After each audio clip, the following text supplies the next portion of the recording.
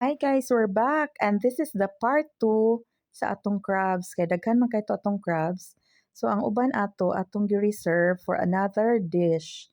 So ato na siyang tunuan with kalabasa.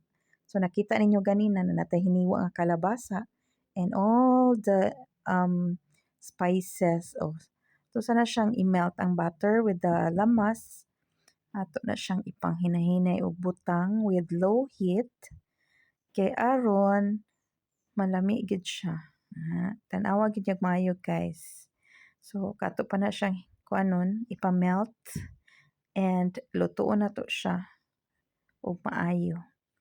Then taod-taod ato na dayong i-plaster ang atong mga crabs nga katong naluto ni bitaw siya kay dili man na siya ang katong galihok gyud ang imong ibutang din na, di ba? Mao ni siya guys ang crabs nga katong dagag aligi. Continuation ni siya sa kagahapon nga vlog. So karon taod-taod atong ibutang diha hinay-hinay kay magtuno ta. Magtuno or maggata in Tagalog, charots. See? So karon ato na nang ibutang hinay-hinay ang atong gitunga na crabs nga luto na pre-cook na siya pero di ba? Kabaga sa aligi guys. Tambok kaayo siya.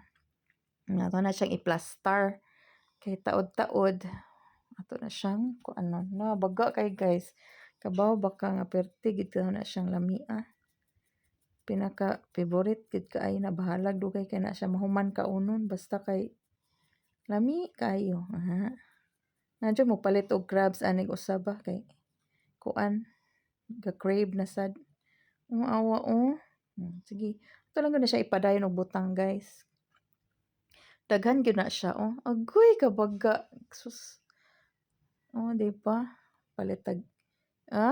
See? Tanawa. Naglaway na gyud ta ani Char lang.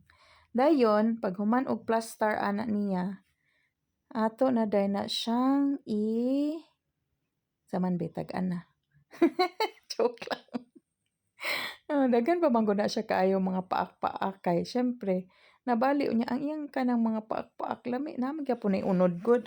Munang ato gyung ibutang ang everything Pag human atong butangan og kalabasa on top kay dunganon nato na siya lata ug katong remaining nga lamas with Coco Mama, baka naman bitaw ay kay not available man ang atong wala mi kapalit og katong fresh nga lubi.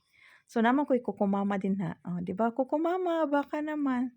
So ato na siyang ipabukal. Kay aron malata ang kalabasa at the same time ang iyahang crabs mo suot-suot ang kalami sa gata with lamas nya templado na siya nya karon nalasa na ang iyahang gata guys nihubas na siya muna day na ang iyang itsura sus kalami jud kaayo na ang bahaw ani hurot jud so kana di ba super yummy kaayo na hubas na gid siya mga na dayon ta guys see na siya na with coke pa na siya tan-awa ang ibabaw sa rice lami kayang aligi so thanks for watching.